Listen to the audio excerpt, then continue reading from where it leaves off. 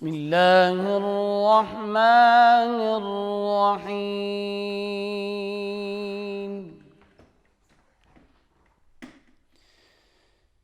اقم الصلاة لدلوک الشمس إلى غسق الليل وقرآن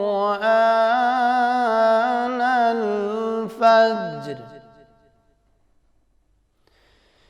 إن قرآن الفجر كان مشهودا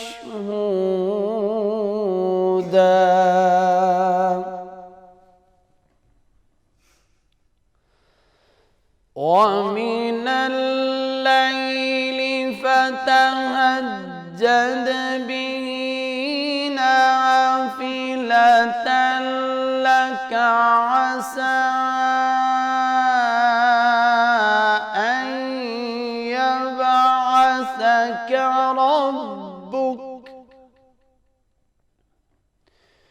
عسى أن يبعثك ربك مقاما محمودا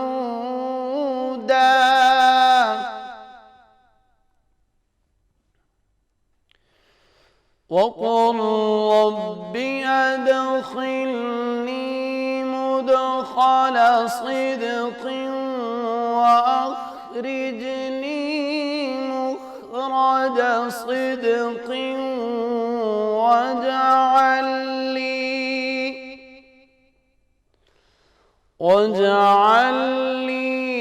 من لدنك سلطانا نصيرا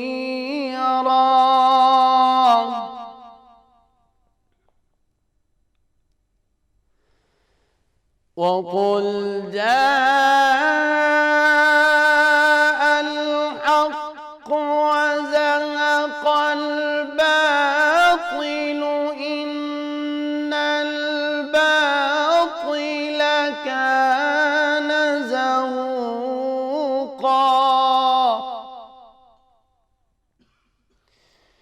إن الباطل كان زهوقا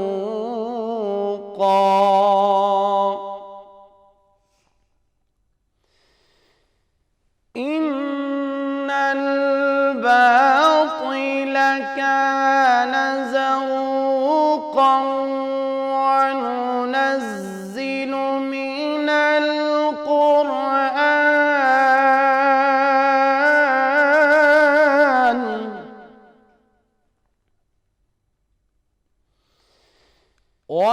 وننزل من القرآن ما هو شفاء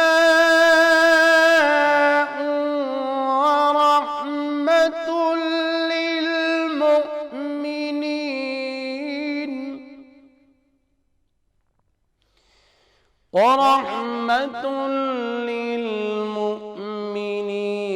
ولا يزيد الظالمين إلا خسارا صدق اللہ العظیم۔ السلام علیکم، روح رمضان کی خوبصورت ٹرانسمیشن میں آپ سب کو خوش آمدید۔ میں ہوں آپ کی ہوسٹ نور السحر۔ امید کرتی ہوں آپ سب ٹھیک ہوں گے، خیریت سے ہوں گے اور آپ کا ماہ رمضان خیر و عافیت سے گزرا ہوگا۔ تلاوت آپ نے سنی، ہمارے ساتھ قاری طبیب موجود تھے، بہت شکریہ آپ کا۔ رمضان رحمتوں، برکتوں اور مغفرت کا مہینہ ہے۔ یہ وہ مقدس وقت ہے جب آسمان کے دروازے کھول دیے جاتے ہیں، دعائیں قبول ہوتی ہیں اور گناہوں کی معافی کا اعلان کیا جاتا ہے۔ مگر ایک سوال جو دل کو بے چین کرتا ہے کہ کیا ہم واقعی ان خوش نصیبوں میں شامل ہیں جن کے نام قبولیت کی فہرست میں لکھے جا رہے ہیں؟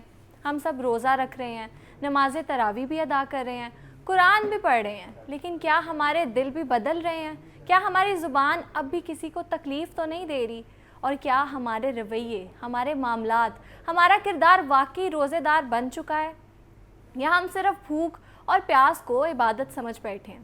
اور اگر ایسا ہے تو ذرا ایک لمحے کے لیے سوچئے، اگر آج مغفرت کی فہرست اللہ کے حضور مرتب ہو رہی ہو، اگر آج فیصلے کی گھڑی ہو، تو کیا ہم خود سے مطمئن ہیں یا ہمارے دل میں کوئی بوجھ ہے، کسی کا حق، کسی کی دل آزاری، کوئی ادھورا وعدہ؟ رمضان صرف عبادت کا نام نہیں، یہ خود احتسابی کا مہینہ ہے۔ یہ موقع ہے اپنے اندر جھانکنے کا، آنسوؤں کے ساتھ توبہ کرنے کا اور ٹوٹ کر اللہ کی طرف پلٹ آنے کا۔ لہٰذا ابھی وقت ہے، آج ہی خود سے یہ وعدہ کریں کہ ہم صرف جسم کا نہیں، دل کا بھی روزہ رکھیں گے، لوگوں کو معاف کریں گے، کسی کا حق نہیں ماریں گے، حق ادا کریں گے اور سچی نیت کے ساتھ اپنے رب کے حضور جھکیں گے۔ کیا پتہ شاید اسی لمحے ہمارا نام بھی قبولیت کی اس فہرست میں لکھ دیا جائے۔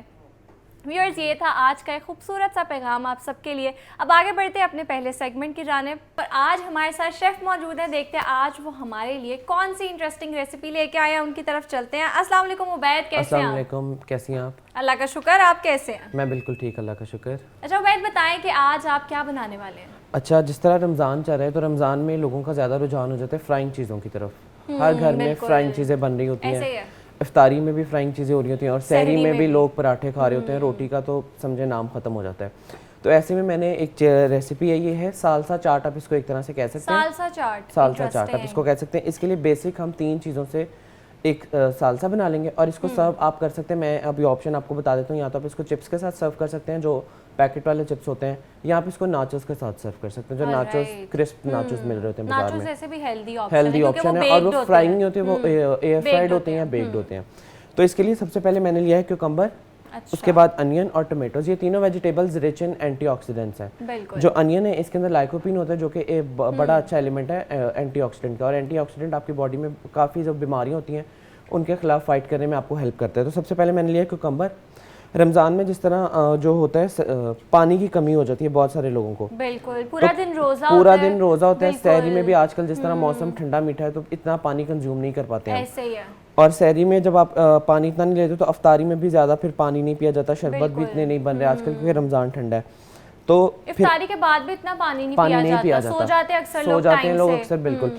تو جو کیوکمبر ہے اس میں آپ کو جیسے پتا ہوگا کہ 96 جو ہے نا پرسنٹیج واٹر کانٹینٹ ہے اور 4% جو ہے اس کے اندر فائبر ہے، تو 96% اگر آپ پانی نہیں لے سکتے تو آپ یہ سالسا چاٹ اگر آپ کنزیوم کریں گے تو اس کے اندر آپ کی واٹر کی جو کمی ہے کسی حد تک وہ بھی جو ہے وہ ختم ہو سکتی ہے۔ پھر رمضان کے لیے تو یہ one of the best thing ہے۔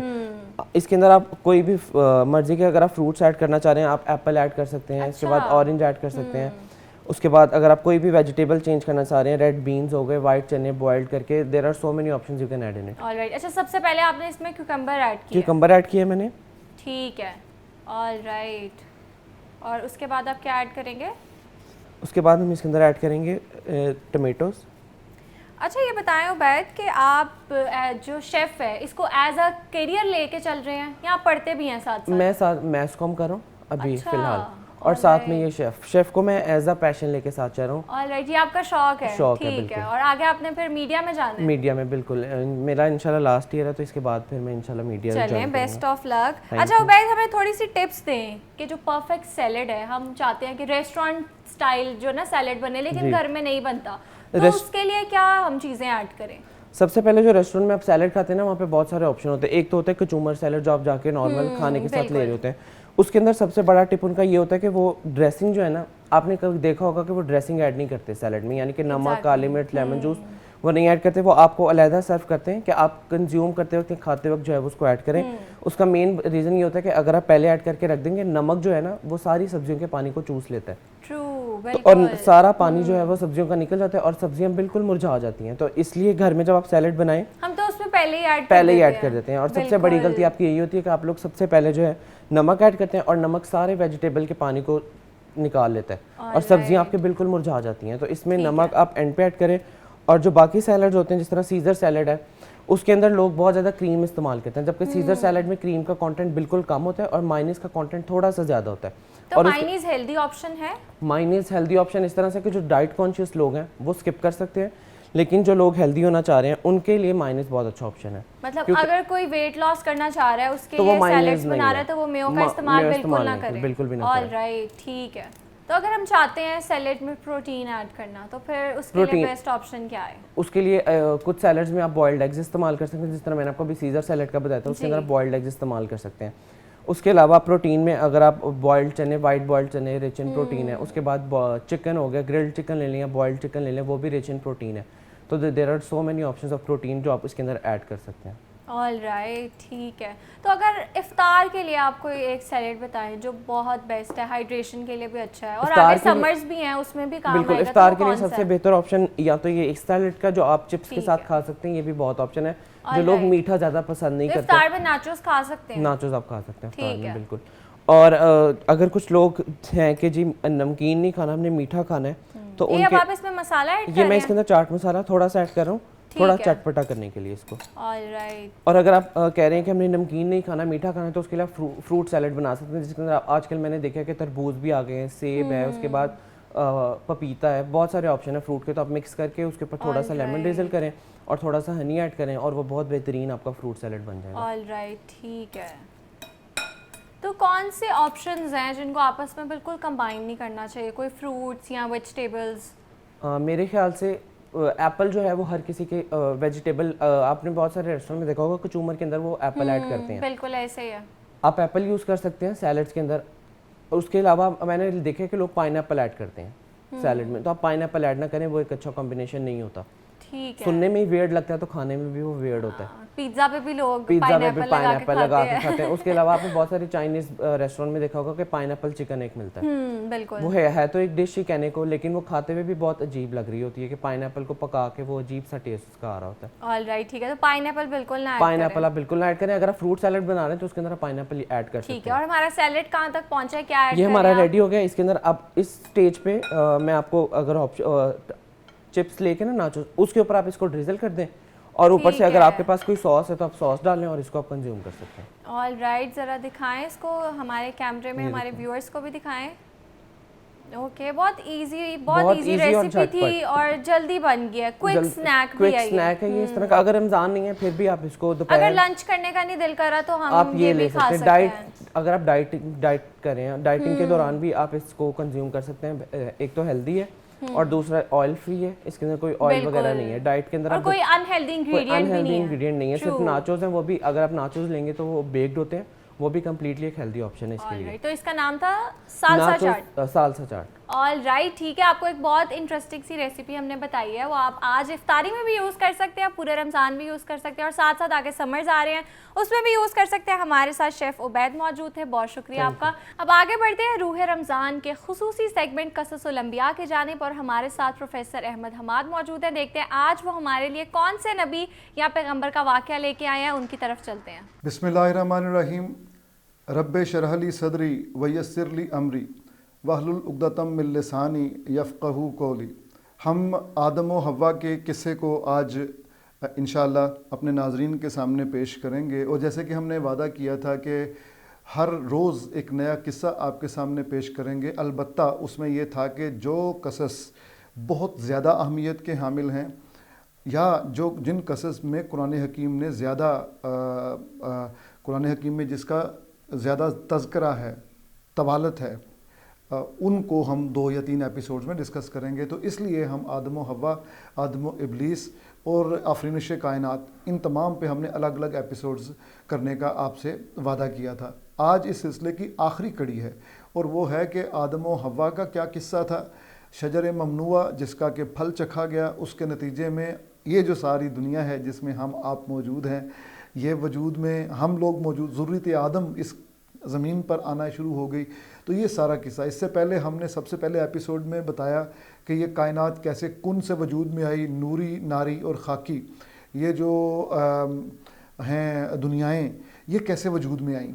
اور اس کے بعد پھر ہم نے فردر یہ بھی بتایا کہ آدم علیہ السلام کو کس مٹی سے بنایا گیا، مٹی کے کتنے مدارج ہیں. اور پھر دوسرے ایپیسوڈ میں ہم نے بتایا کہ جب بنا لیا تو تمام فرشتوں کو حکم ہوا کہ سجدہ کریں. تمام نے سجدہ کیا، ابلیس نے سجدہ نہیں کیا. ابلیس نے سجدہ نہیں کیا، اس کے کئی اسباب ہم نے ذکر کیا. اس میں کوئکلی یہ کہ ایک تو یہ کہ وہ فرشتہ نہیں تھا، وہ جن تھا، اس کو آگ سے اللہ تعالیٰ نے پیدا کیا. دوسرا یہ کہ وہ انسان خاکی انسان سے پہلے پیدا ہوا. تیسرا ہم نے یہ ذکر کیا کہ اس میں غرور تھا کہ میں نار سے آگ سے یعنی سپیریئر چیز سے پیدا ہوا ہوں اور میں ایک طین یعنی گیلی مٹی سے بنے ہوئے آدم کو سجدہ کروں گا, تو اس میں اکڑ تھی. تو یہ ہم نے سیکنڈ ایپیسوڈ میں ذکر کیا کہ اس کے بعد پھر جیسے وہ راندہ درگاہ ہوا اور جیسے اس نے مہلت مانگی, وسوسے ڈالنے کی اجازت مانگی, قیامت تک کی زندگی وغیرہ وغیرہ, یہ سب چیزیں آج ہم ذکر کریں گے کہ اس کا سلسلہ جب وہ وہاں سے نکال دیا گیا تو اس کے بعد آدم علیہ السلام اور حوا آپ دونوں کو کہاں رکھا گیا اور یہ کس جگہ پہ موجود تھے, کہاں پہ بہت اچھی زندگی گزار رہے تھے, خوشگوار زندگی. آج اس کا ذکر کریں گے. حوا کی پیدائش جو ہے اماں حوا سلام اللہ علیہ ان کا ذکر کریں گے, اور اس کے بعد ہم دیکھیں گے کہ شیطان کے وسوسے کے بعد ان میں تبدیلیاں کیا آئیں, اور اس کے بعد پھر یہ جنت الماوا یا جنت الخلد اور ان میں کیا فرق ہے. اس کے ساتھ ساتھ ہم یہ بھی دیکھیں گے کہ انسان کس طرح سے اس جنت سے محروم ہوا, اور آج اگر وہ باغ و بہار کا دلدادہ ہے, اس کے خوابوں میں باغ آتے ہیں, اس کو پھول اور خوشبو اور دریا اچھے لگتے ہیں, اس میں ندیاں نالے, تو اس کا سبب کہیں یہی تو نہیں کہ وہ اس جنت میں اس کی ڈیولپمنٹ جو ڈیولپمنٹل سٹیجز تھے وہ اس جنت میں سارے ترتیب پائے تھے. تو جناب ذکر کرتے ہیں یہاں سے اماں حوا سلام اللہ علیہ کا وہ کیا ہے ذکر, وہ یہ ہے کہ کہا یہ جاتا ہے کہ حوا کا نام جب پوچھا گیا سیدنا آدم علیہ السلام سے تو انہوں نے خود بتایا کہ یہ نام ان کا یہ والا ہے, اور اس کا مطلب ہے زندہ چیز سے جنم لینے والی. تو اس کا مطلب یہ ہوا کہ جو ایک ہے کہ اللہ تعالیٰ نے ان کو انسان کی یعنی آدم کی پسلی سے پیدا کیا, یہ قرآن حکیم میں نہیں ہے, یہ ہمارے مفسرین نے بیان کیا, ایک حدیث سے کو بنیاد بناتے ہوئے بیان کیا, اور اس پہ بھی بہت سارے اختلافات موجود ہیں کہ اس حدیث کا مطلب کیا یہی ہے کہ مرد کی پسلی سے عورت کو پیدا کیا گیا ہے, یا اس حدیث کا مطلب یہ ہے کہ پسلی کی طرح نازک ہیں اور ذرا ان میں کچھ خم ہے, اگر آپ اس کو بزور سیدھا کریں گے تو تکلیف بھی ہوگی اور ہو سکتا ہے سیدھی نہ ہو, ٹوٹ جائے. پھر نبی کریم صلی اللہ علیہ وسلم نے عورت کو نازک آبگینے سے بھی تشبیہ دی. تو بعض مفسرین یہ کہتے ہیں کہ وہ صرف ایک تشبیہ ہے, حقیقت یہ ہے کہ اللہ تعالیٰ نے جو قرآن حکیم میں بیان فرمایا وہی سچ ہے, اور وہ یہ ہے کہ اللہ تعالیٰ نے ایک نفس سے پیدا کیا, نفس انسانی, اسی ایک نفس کے دو آگے زوجین پیدا کیے, آدم اور حوا. یہ اللہ تعالیٰ کی حکمت ہے کہ اس نے اس طرح پیدا کیا.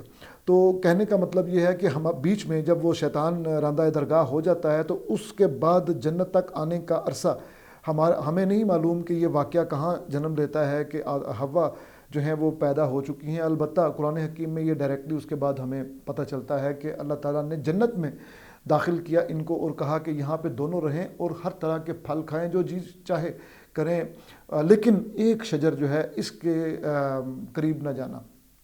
اچھا, اس شجر پر بھی مفسرین کی آراء بٹی ہوئی ہیں. کوئی کہتا ہے, مسلمان مفسرین جو ہیں ان میں سے بھی بعض ایسے ہیں, کچھ کہتے ہیں کہ یہ شہد سے میٹھا تھا اور ریشم سے ملائم تھا, بعض کہتے ہیں کہ یہ کھجور کا درخت تھا, بعض کہتے ہیں کہ یہ انجیر کا درخت تھا, اور جو بیبلیکل سٹوریز ہیں ان میں یہ دانہ گندم بھی اس کو کہا گیا ہے اور دا ٹری آف نالج بھی کہا گیا ہے. تو بہرحال امپورٹنس جس بات کی ہے وہ یہ کہ اس ایک واقعے سے اللہ تعالیٰ نے شیطان کے ساتھ تعارف کروانا تھا انسان کا, انسان کے باپ کا, تو تاکہ شیطان کو وہ پہچان سکے. کیونکہ آپ جانتے ہیں کہ جب سجدہ کیا تمام فرشتوں نے تو شیطان نے سجدہ نہیں کیا, وہ اکڑ گیا. تو آدم علیہ السلام کو یہ معلوم تو ہونا چاہیے تھا کہ یہی وہ ذات ہے جو میرے سامنے سجدہ نہیں کر رہی. لیکن حقیقت یہ ہے کہ اللہ تعالیٰ کی اپنی حکمت ہے, وہ کس عالم میں یہ واقعہ ہوا, آدم علیہ السلام کے نالج میں یہ بات آئی کہ نہیں آئی کہ انہوں نے سجدہ کیا ہے, یہ ہمیں اس کے بارے میں کوئی زیادہ علم نہیں ہے. البتہ جب جنت میں حوا اور آدم دونوں کو بھیج دیا گیا تو وہاں پہ یہ بہکاوے کے لیے ضرور آیا, اور وہاں پہ بھی آدم علیہ السلام نے اس کو دیکھا نہیں, ابلیس کو. اس نے وسوسے کی صورت میں وسوسہ دل میں ڈالا, اور وسوسہ کیا ڈالا یہ بڑا دلچسپ ہے. اس نے کہا کہ اگر تم یہ جو جس شجر سے منع کیا گیا ہے اس شجر کے قریب جاؤ گے تو یعنی اس کا پھل کھا لو گے تو تم فرشتے بن جاؤ گے. اب فرشتے ابدی زندگی کے حامل ہیں یا فرشتے مکرم ہیں اللہ تعالیٰ کے کچھ اس طرح کا، یعنی آدم علیہ السلام کو فرشتہ ابھی بھی بہتر معلوم ہوا، تبھی انہوں نے اس وسوسے میں وہ آ گئے اور آ کے پھل کھایا۔ جیسے ہی پھل کھایا آدم و حوا نے تو معاً ایک تبدیلی ہوئی، اور وہ یہ ہوئی کہ آپ ایک دوسرے کے سامنے اوپن ہو گئے، اور ستر پوشی جو چل رہی تھی، جو ایک جنت، جو لباس جنت تھا، وہ مزید وہاں برقرار نہیں رہا آپ دونوں کے جو اجسام مبارک ہیں ان پر۔ تو کیا ہوا کہ آپ کو فوراً احساس ہوا کہ یہ تو بہت بڑی غلطی ہوگی، تو جنت کے درختوں کے جو پتے تھے وہ باندھے اپنے آپ کو دوبارہ سے، یہ اللہ تعالیٰ نے فرمایا نا کہ لباس زینت ہے، اپنے آپ کو چھپایا بھی، ڈھانپا بھی، اور اپنے آپ کی آرائش کرنے کا بھی بندوبست کیا۔ تو لیکن چونکہ یہ والا معاملہ ہو چکا تھا، شیطان اپنا کام کر چکا تھا، تو اللہ تعالیٰ نے پھر یہ کہا کہ اب آپ یہاں سے آپ کا حبوط ہوگا، یعنی اب آپ نیچے چلے جائیں گے۔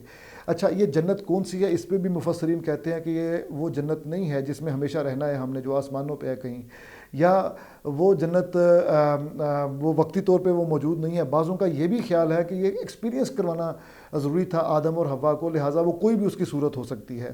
بہرحال بعض ایون یہ بھی کہتے ہیں، ببلیکل جو شاہرین ہیں، بائبل کے جو شارحین ہیں، وہ یہ کہتے ہیں کہ یہ کردستان کا جو علاقہ ہے، یہاں پہ یہ ذرا اونچی جگہ ہے، یہاں پہ باغات تھے، بھوک پیاس نہ لگنا اور دھوپ کی گرمی نہ لگنا، وہ جنت کے سائے تھے، پھل تھے، بھوک کا احساس ہوتا تھا تو فوراً مٹا لیتے تھے۔ بعض مسلمان مفسرین یہ کہتے ہیں کہ بھوک پیاس ہوتی ہی نہیں تھی، اگر بھوک پیاس ہوتی تو بول و براز کا معاملہ ہوتا، اور وہ تو جنت وہاں پہ اس کام کے لیے نہیں تھی۔ بہرحال کٹنگ اٹ شارٹ یہ ہے کہ اس جنت سے جب حبوط ہوا تو وہ نیچے آ گئے، یعنی جو بھی جنت کا مقام تھا وہ اسی زمین پہ کہیں کوئی اونچا علاقہ تھا یا آسمان تھا، وہ حبوط ہوا، نیچے آ گئے، محبت یہ زمین بنی۔ تو آدم علیہ السلام کو کہیں اور اتارا گیا، حوا کو کہیں اور اتارا گیا، جہاں پہ اما حوا سلام اللہ علیہ کو نازل کیا گیا وہ جدہ، جو سعودی عرب کا شہر ہے، جدہ سے دادی کا مطلب یہ، یعنی ہماری دادی کو وہاں اتارا گیا۔ آدم علیہ السلام کا مقام ابراہیم بعض اوقات یہ جو جہاں پہ وہ آپ کا نزول ہوا، وہ کہتے ہیں کہ سری لنکا میں ایک مقام ہے، مختلف طرح کی روایات ہیں۔ بہرحال جناب یہ سارا واقعہ ہے، اور آدم بس اس کے بعد پھر لباس جنت سے بھی محروم ہوا، ان میووں سے بھی محروم ہوا، اور اس دنیا میں آ کے اب آپ کھیتی باڑی کریں گے، مشقت کریں گے، شیطان کے وار سہیں گے، شیطان کے ساتھ وہی جو میں نے کل عرض کیا تھا آپ کے ساتھ کہ اس دنیا کی کہانی جو ہے، اس کہانی میں جو کانفلکٹ ہے، اس کائنات کی کہانی میں جو کانفلکٹ ہے، وہ آدم و ابلیس کی کشاکش ہے، وہ حزب الشیطان اور حزب الرحمن کی کشاکش ہے۔ تو اس کشاکش میں ہم سب مبتلا ہیں، تمام ذریت آدم اولاد آدم جو ہے نا، وہ ساری اسی کشاکش میں ہے۔ ہمیں شیطان سے بچا کے اپنے آپ کو نکالنا ہے یہاں سے، اور یہاں کی تحریسات سے، یہاں کی جو آرائش و زیبائش ہیں، ان کی چمک دمک جو ہے دنیاوی، اس سے بچ کے ہمیں نکلنا ہے۔ یہ رمضان بھی اسی لیے آتا ہے، رمضان مبارک کا مہینہ، کہ ہم متقی بن جائیں، تقویٰ کریں، ان چیزوں سے بچیں جو ہمیں گھسیٹ کے شیطان کے ساتھی بنا دیتی ہے، اور بالآخر ٹھکانہ ہمارا جہنم ہوتا ہے۔ تو آخر پہ میں یہ عرض کرتا چلوں کہ اب اس دنیا کا کاروبار تو بہت لمبا ہے۔ تو علامہ صاحب نے اسی لیے، علامہ اقبال نے فرمایا کہ باغ بہشت سے مجھے حکم سفر دیا تھا کیوں، کار جہاں دراز ہے اب میرا انتظار کر۔ تو اب جو دنیا سے جو اللہ تعالیٰ کے پاس واپس انسان چلے جاتے ہیں، وہ ایک شاعرانہ ایک ان کا ہے کہ اللہ اپنے محبوب لوگوں کو واپس بلاتا ہے، تو منتظر بھی ہوگا، اگرچہ خدا کے ہاں وقت کی وہ کیفیت ہی نہیں ہے، خدا تو خالق ہے، وقت کا بھی خالق ہے، لیکن ایک شعر ہے نا شاعرانہ، ایک اس کے پاس پوئٹک سرٹیفکیٹ ہے، تو یہ ہے کہ ہمیں تو باغ بہشت میں رکھا گیا تھا، اب اس دنیا میں بھیجا ہے، تو اب ذرا یہ کہ ہمیں ذرا نبرد آزما ہونے دیجئے یہاں کی تمام تحریسات سے اور یہاں کی چیلنجز سے وغیرہ وغیرہ۔ تو جناب اس طرح ہمارا اس دنیا میں، اولاد آدم کا اس دنیا میں یہ جو کہانی کا آغاز ہوتا ہے جی، اور 3 ہمارے ایپیسوڈز یہ آدم و ابلیس، آدم و حوا اور آفرینش کائنات یہ مکمل ہوئے۔ انشاءاللہ جب ہم آپ کے پاس کل حاضر ہوں گے تو جو نیا قصہ ہے کسی برگزیدہ نبی کا، وہ آپ کے سامنے پیش کریں گے۔ بہت شکریہ پروفیسر صاحب آپ کا۔ اب یہاں وقت ہوا ایک بریک کا، بریک کے بعد دوبارہ آتے ہیں۔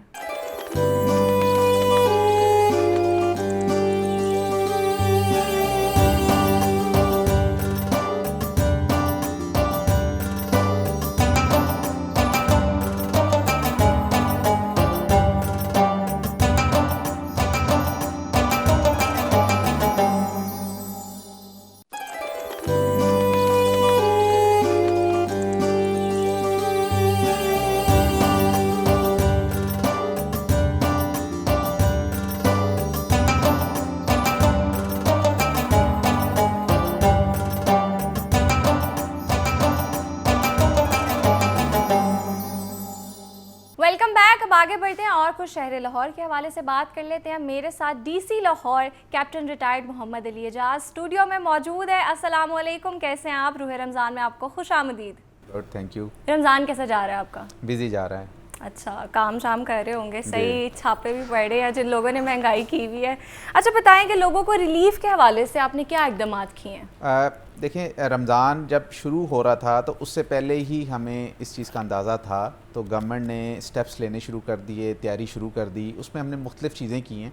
इसमें सबसे पहले जब रमज़ान शुरू होना था तो उससे जो सबसे पहली एक्टिविटी हमने शुरू की वो रमज़ान निगहबान कार्ड की शुरू की. उसमें जो सर्वे में लोग थे उनको हमने कार्ड्स प्रिंट करके डिस्ट्रीब्यूट करना शुरू कर दिए. वो पर फैमिली 10,000 का स्टाइपेंड था, उससे लोगों ने अपनी शॉपिंग वगैरह मतलब टाइमली हमने उनको काफ़ी चीज़ें उनको देनी शुरू कर दी. एक तो ये काम किया. फिर एक रमज़ान से पहले चूँकि लोग शॉपिंग करते हैं तो उसमें हमने क्या किया कि एक रमज़ान बचत फेस्ट किया इधर जिलानी पार्क में, आपने देखा होगा. तो वो भी बड़ा सक्सेसफुल रहा. 3 लाख से ज़्यादा फैमिलीज़ ने वहाँ विज़िट किया, लोग आए, अच्छी शॉपिंग हो गई डिस्काउंटेड प्राइस में. एक तो वो सपोर्ट एक अच्छी मिल गई. फिर ज़ाहिर है चूँकि एक रमज़ान है उसमें थ्रू आउट दी मंथ ये लोग चीज़ें लेते रहते हैं. तो फिर गवर्नमेंट ने क्या किया कि पूरे पंजाब में, पिछले साल तो कुछ डिस्ट्रिक्ट्स में था, इस साल पूरे पंजाब में रमज़ान सहूलत बाज़ार जो थे, अपना सहूलत बाज़ारों को रमज़ान बाज़ार में कन्वर्ट किया. वो रमज़ान बाज़ार इस्टेब्लिश हुए. लाहौर में तकरीबन 10 सहूलत बाज़ार और 13 सहूलत ऑन द गो. ये छोटे साइज़ के बाज़ार हैं बट अगेन उधर सफिशेंट क्वांटिटी में तकरीबन तमाम चीज़ें अवेलेबल हैं.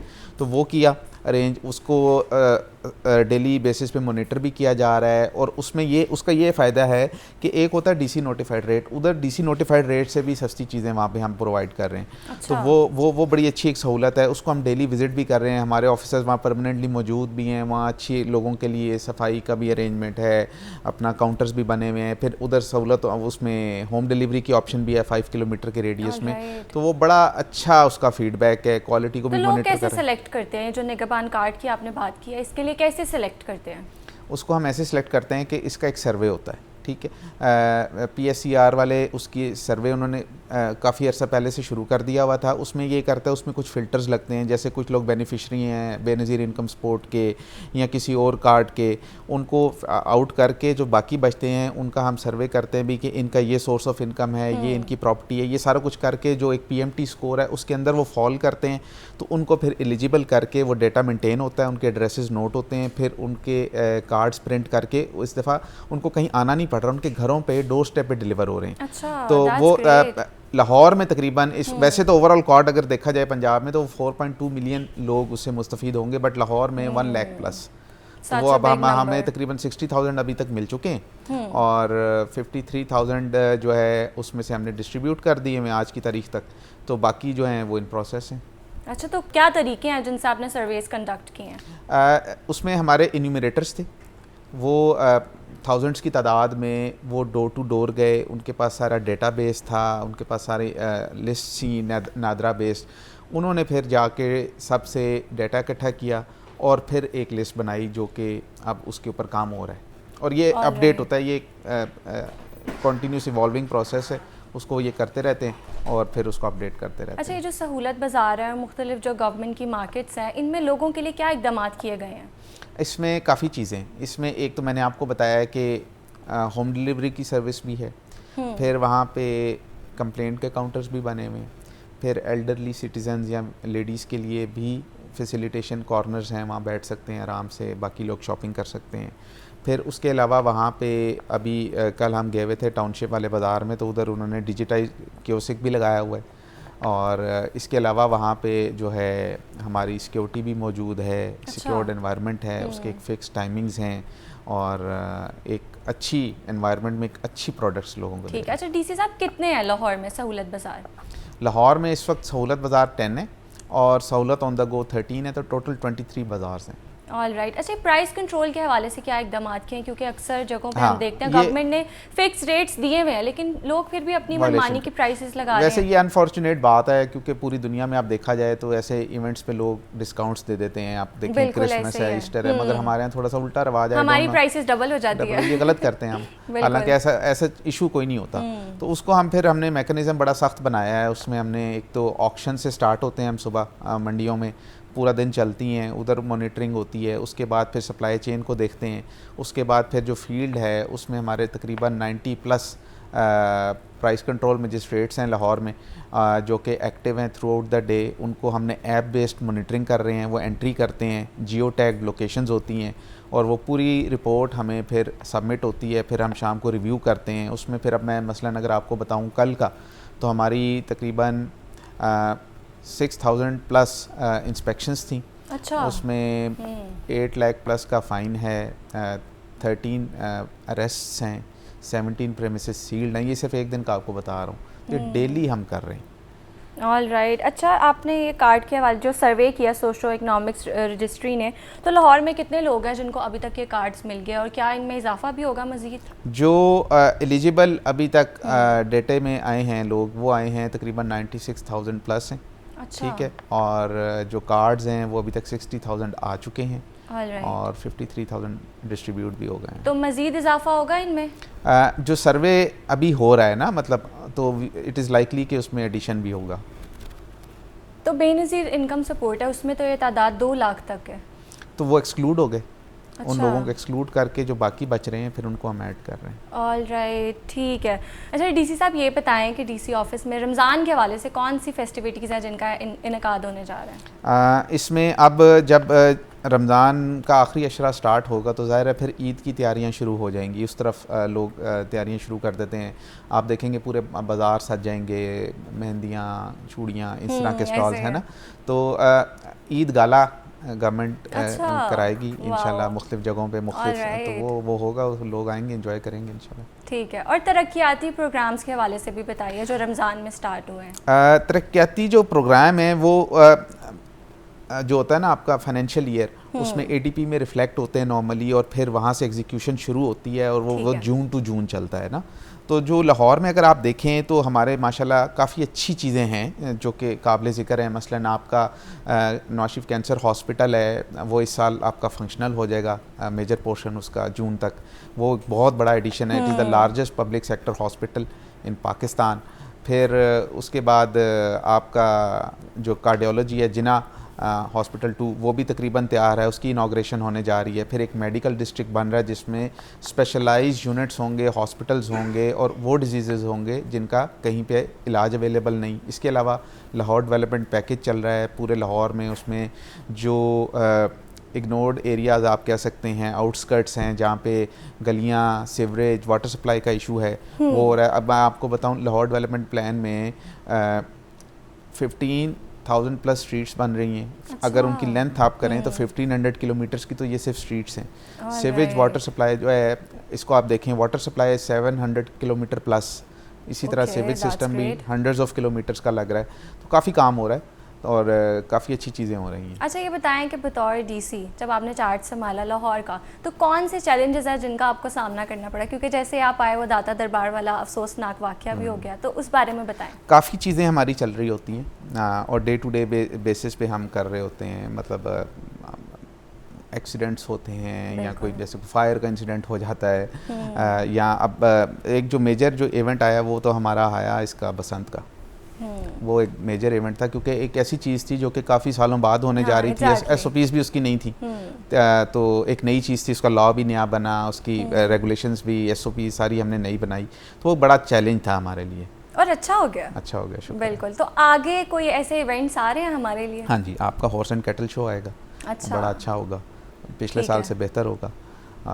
پھر اس کے بعد بسنت بھی ہم ریپیٹ کریں گے, اور عید وغیرہ اور باقی چیزیں تو چلتی رہیں گی. اور اس کے علاوہ میڈم نے جو ہیں جو میلاز ہیں آپ کے, جو اس طرح کی فیسٹیوٹیز ہیں, ان کی بھی اجازت دے دی ہے. تو اچھا ہیپننگ ہوگا بس. All right. تو اب لاہور کے جو لوگ ہیں ان کو آپ کیا پیغام دینا چاہیں گے خاص طور پہ رمضان کے حوالے سے؟ میرا تو لاہور کے لوگوں کے لیے پیغام یہ ہوگا کہ آپ لوگ ابھی رمضان کا مہینہ ہے, خوب عبادت کریں اور پیار محبت سے رہیں, ایمانداری سے اپنے جو کام ہے سر انجام دیں. اسپیشلی جو آپ جو شاپ کیپرز ہیں ان سے ہماری اپیل ہے کہ رمضان میں لوگوں کا خیال کریں اور کوشش کریں کہ ڈسکاؤنٹ دیں, کیونکہ یہ جو پروفٹ ہے یہ it want make your life, مطلب فارچونز نہیں دے گا آپ کو, بٹ یہ کہ گناہ ہوں گے. تو بہتر ہے کہ آپ اس مہینے کو اچھے طریقے سے گزاریں, ثواب کمائیں, لوگوں کو فیسیلیٹیٹ کریں, اور اپنے پیاروں کے ساتھ اچھے طریقے سے عید منائیں اور خوش رہیں. All right. ساتھ ساتھ آپ کو ہم ایک لائیو انویٹیشن بھی دے رہے ہیں, آپ نے ہمارے عید شو میں بھی لازمی آنا ہے. Thank you. چلیں, بہت شکریہ آپ کا. Thank you.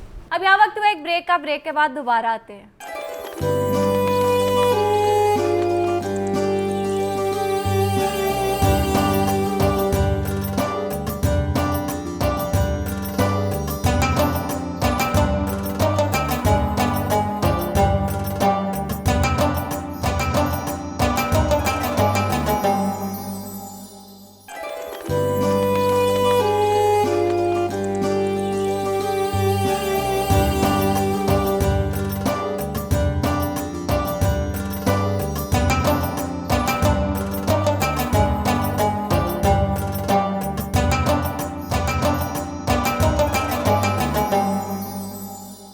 Welcome back. اب آگے بڑھتے ہیں اپنے اگلے سیگمنٹ کی جانب.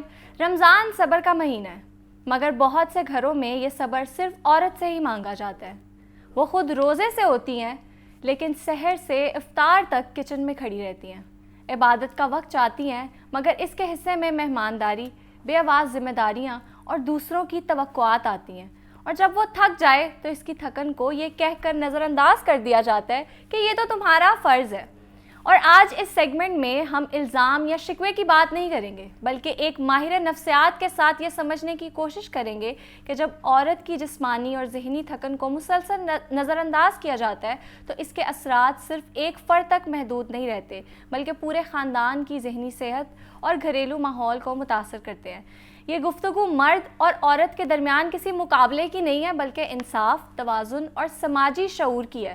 کیونکہ جو تھکن کہیں نہ جائے وہ اکثر خاموشی سے اندر جمع ہو کر ٹوٹ پوٹ کی شکل اختیار کر لیتی ہے. اور اس پر بات کرنے کے لیے میرے ساتھ ڈاکٹر حنا فاطمہ موجود ہے, جو کہ ایک سائیکالوجسٹ ہے. السلام علیکم, کیسی ہیں آپ؟ وعلیکم السلام, الحمدللہ. آپ کیسی ہیں؟ اللہ کا شکر ہے. اچھا ڈاکٹر صاحبہ, سب سے پہلے تو یہ بتائیں کہ رمضان میں جو خواتین پر ذہنی اور جسمانی دباؤ ہے یہ بڑھ کیوں جاتا ہے؟ بیسکلی ہماری ایکسپیکٹیشنز بڑھ جاتی ہیں. ہماری ایک سائیکالوجی میں تھیوری ہے, that is social role theory. Social role theory کے اکارڈنگلی ایک انسان معاشرے کے اندر اپنے کچھ رولز سیٹ کرتے ہیں. بالکل. اگر ہم خواتین کے رول کی یہاں پہ بات کریں نا, تو عورت کے ساتھ ہماری سوسائٹی ایکسپیکٹیشنز کیا لگاتی ہے؟ صبر کرے گی, گھر کے کام کرے گی, سیکریفائس کرے گی. ایگزیکٹلی, گھر کے کام بھی کرے گی, صبر بھی کرے گی, اور دین وہ ایک اچھی عورت کہلائے گی. تو یہ جو سوشل رول اٹیچ ہو جاتا ہے وہ اس کے برن آؤٹ کو انہینس کر دیتا ہے. ٹرو, ایسے ہی ہے. اور رمضان میں تو ویسے بھی انسان زیادہ سے زیادہ ثواب کی نیت سے کام کرتا ہے. ایسے ہے. اب یہاں پہ کچھ خواتین کی کوگنیٹیو ڈسٹورشن آ جاتی ہے. کوگنیٹیو ڈسٹورشن کہتے ہیں سوچ کی غلطی کو. یعنی ان کی کوگنیٹیو ڈسٹورشن ہوتی ہے مثال کے طور پہ اوور جرنلائزیشن. یعنی اگر دسترخوان پہ موجود ہر انسان نے میری تعریف کی تو اس کا مطلب ہے میں ایک اچھی عورت ہوں. لیکن اگر کسی ایک انسان نے بھی کہہ دیا فلاں چیز ٹھیک نہیں بنی ہوئی تھی, تو وہ تمام معاملات کو اوور جرنلائز کر لے گی اور یہ سمجھے گی کہ اس کا مطلب ہے میں کھانا اچھا نہیں بنا سکتی. ٹوٹلی آل اور نن کے پرنسپل پہ وہ چلنا سٹارٹ ہو جاتی ہے. اب یہاں پہ عورت کو لگتا ہے کہ مجھے زیادہ سے زیادہ عبادات کرنی چاہیے. اب عبادت کے لیے کیونکہ وقت نہیں مل رہا ہوتا اس کے اوپر, ہم نے رسپانسبلٹیز اتنی زیادہ ڈالی ہوئی ہوتی ہیں, دین وہ یہ سمجھتی ہے کہ اچھا گھر کا کام کرنا بھی تو عبادت ہی ہے. ایسے ہمارے دین میں تو اس چیز کا بھی ذکر ہے. وہ کرتی یہ ہے کہ اپنی عبادات کو سائڈ پہ کرتی ہے اور گھر کے کام کرنے لگ جاتی ہے. یہاں پہ وہ خود بھی یہ ریئلائز نہیں کرتی کہ میں ایک سائڈ پر بہت زیادہ اپنی ان پٹ ڈال رہی ہوں. یعنی عبادات کو سائڈ پہ کر دیا اور عبادات کی بجائے گھر کے کام کاج میں اپنے دل سے زیادہ ان پٹ دینی شروع کر دی ثواب کی نیت سے. لیکن یہاں پہ وہ یہ بھول جاتی ہے کہ ہمارا دین ہمیں صرف یہ نہیں کہتا کہ آپ گھر کے کام کریں تو آپ کو ثواب ملے گا, بلکہ یہ بھی کہتا ہے کہ آپ میانہ روی اختیار کریں. عبادات کا سوال تو ہوگا ہی ہوگا.